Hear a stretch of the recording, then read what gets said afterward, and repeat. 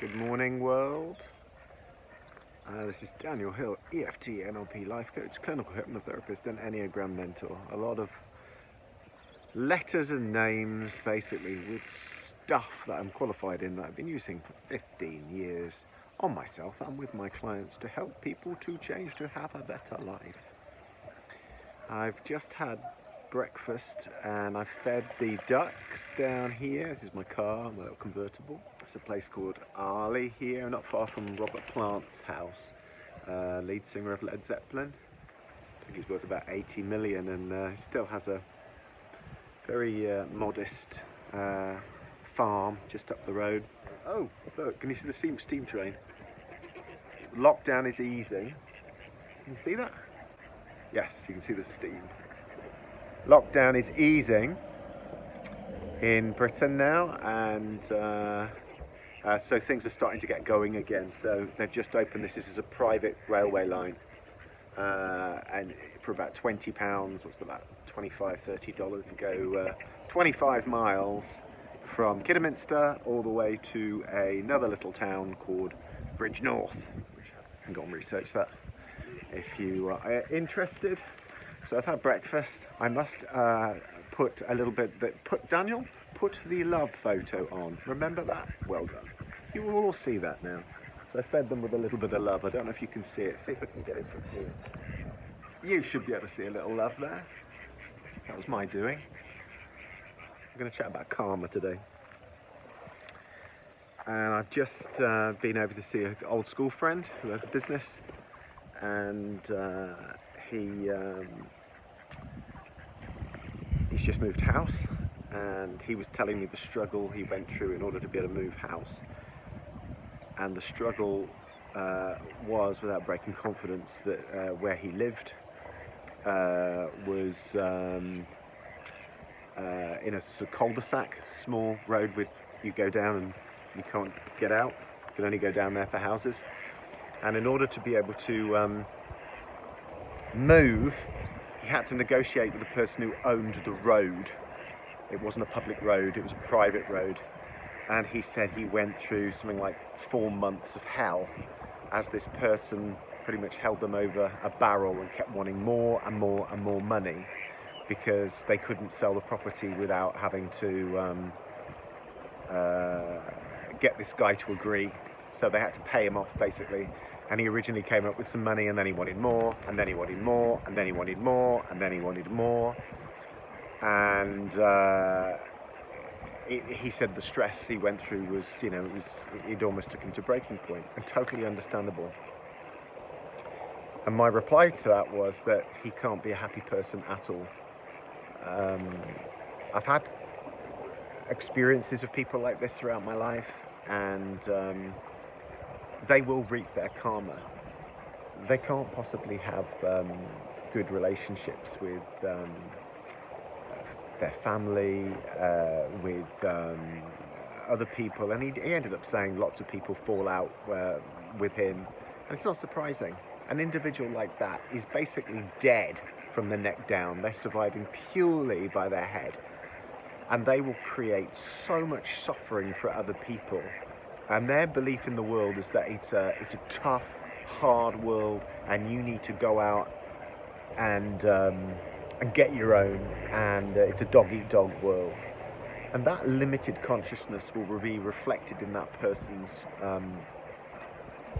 health, in their relationships, to do with love, to do with peace, happiness. Okay, it might be reflected in their bank account and they've got more money. And money doesn't bring people happiness. Money brings people more freedom, but I've had phenomenally wealthy clients, and they have the issues that you and I have, who have significantly less, most likely, except their problems just have extra noughts on the end of it with money. I've worked with people worth 25 million, 5 million, few million,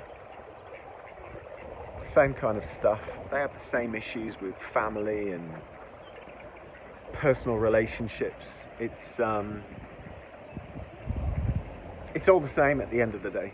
And I've learned some massive lessons And you have to let go and let life, and these people will reap their karma. And as much as it's excruciatingly hard at times, you have to find a way to get through and realize that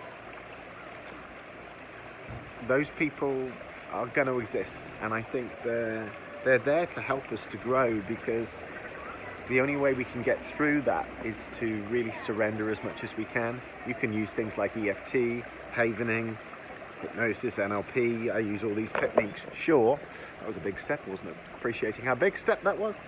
But they will reap their karma. And you can reduce the level of overwhelm through these techniques that I use and after. But he was saying now he felt a lot better.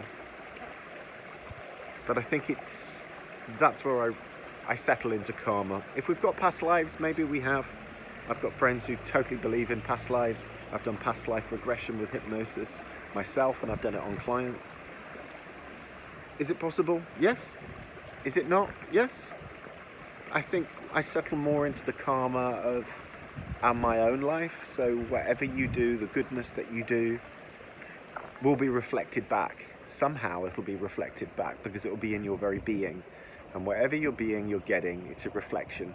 And this is the only bit of the universe that you can be in charge of. You know, the rest of it, it's all whatever. But we are in charge of this. And we can do whatever we... Fly my hair. We can do whatever we can to create as much being as possible inside of us. And that's the best thing that you can do. And the more that you do that, and you create a more peaceful inner universe here, the outer universe will reflect back that peacefulness that you have, because it can't not help but be attracted to it. We're attracted to people who are out of their ego, who are loving and compassionate and wise. This is why people have revered the Buddha, Jesus, Prophet Muhammad, Krishna, people like Eckhart Tolle, Mooji, Adyashanti, Gangaji, Tony Samara, even me to some extent, and how I get my clients, because I realize that I don't have to be forcing anything. I just have to be myself. And the more that I've worked on myself, the more that has created an energy around me that people are attracted to, because they recognize that there's something in me that they would wish to experience themselves. And so it's been an interesting journey. May will be the start of my 16th year, so I'll have completed 15 whole years of having seen clients up and down this country, this fair isle in Britain, as well as throughout the world. I hope that explains what I feel about karma and what I think about karma. Feel free to put down what you think karma is and how it reflects in your life. And if there's any interesting questions, I shall get back to them. Anyway, have a lovely day. Goodbye.